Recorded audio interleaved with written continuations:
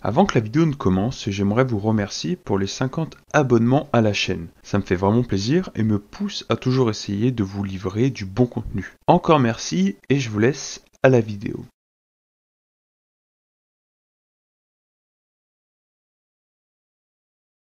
Je suis sûr que dernièrement, vous avez entendu parler en masse de cette célèbre série coréenne nommée Squid Game, diffusée sur la plateforme Netflix depuis le 17 septembre. La question que je vous pose est comment en avez-vous entendu parler? Parce que l'on vous a dit que c'était une super série, ou alors au travers des différentes informations citant que l'auteur aurait apparemment plagié le très célèbre et old school manga de Nobuyuki Fukumoto, Kaiji.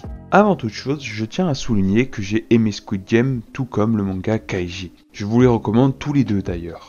Mon but ne sera donc pas de clasher qui que ce soit, mais simplement de vous produire de l'information éducative sur le plagiat.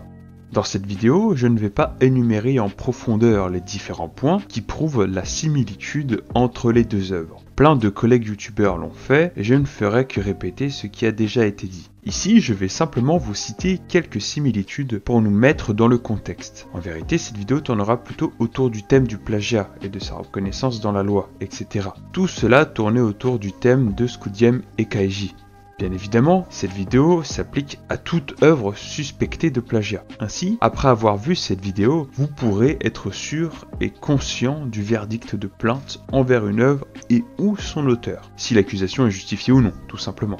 Commençons par un bref résumé de l'accusation. Kaiji est un manga sorti en 1996. Il est donc impossible que ça soit celui-ci qui est copié sur Squid Game, sorti cette année. Dans le manga, on y suit aussi une histoire de survival game au travers de jeux simples mais promettant une grosse récompense aux gagnants. On peut y retrouver des similitudes entre les caractères des héros des deux séries, entre les personnages secondaires, entre les intrigues, entre les situations sociales des personnages et même entre les profils des méchants.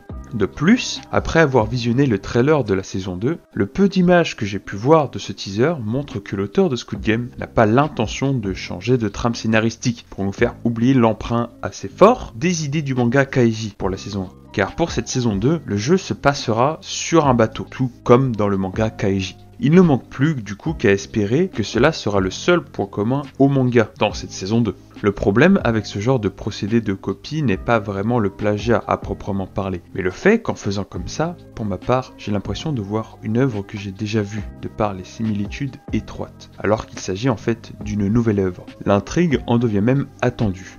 Passons au sujet de cette vidéo. Squid Game a-t-il vraiment plagié Kaiji? Est-il légitime d'avoir de telles accusations? Eh bien nous allons voir ça maintenant. Avant toute chose, il est important de faire la distinction entre deux notions, plagiat et inspiration. Je vais donc vous les définir. Pour commencer, le plagiat. Celui-ci n'est pas vraiment défini par la loi. En effet, légalement, ce qui se rapproche le plus de cette notion est la contrefaçon, décrite dans le Code de la propriété intellectuelle. Et voici ce que nous dit justement l'article 335-3 de ce dernier. Toute reproduction, représentation ou diffusion, par quelque moyen que ce soit, d'une œuvre de l'esprit en violation des droits de l'auteur tels qu'ils sont définis et réglementés par la loi. Pour faire plus simple, l'on peut considérer légalement que c'est du plagiat à partir du moment où l'on copie sans grande variation de son œuvre à l'œuvre originale, ou alors si l'on s'approprie la paternité d'un style alors qu'on l'a en vérité copié.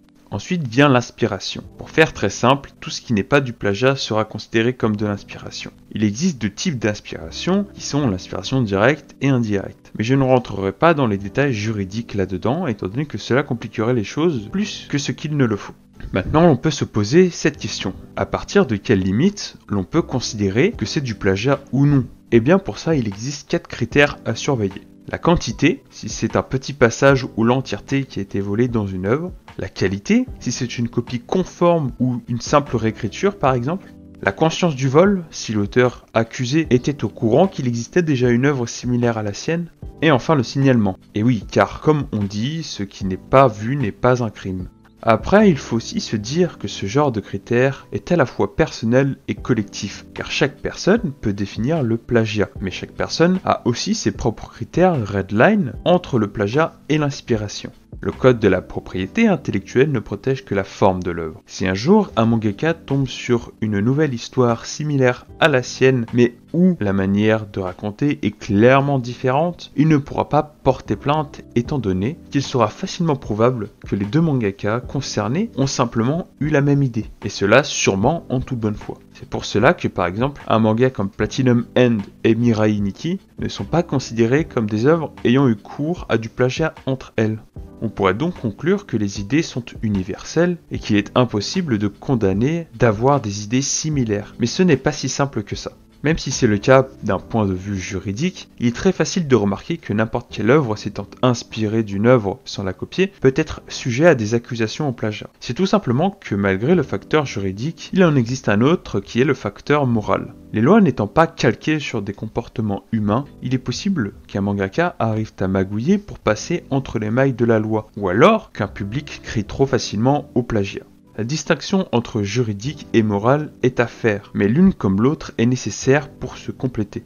Pour finir, j'aimerais vous parler d'une dernière chose, le plagiat sur un thème. Un thème étant trop étendu et impossible à contourner au vu des difficultés d'en créer un à part entière, ça ne peut pas vraiment être considéré comme du plagiat. On ne peut pas dire que Overlord a par exemple copié sur SAO, car tous les deux sont des isekai tournés autour du thème du jeu. Ce genre d'accusation au plagiat sur un thème ne peut pas avoir lieu, sinon ça serait beaucoup trop d'œuvres qu'il faudrait renier.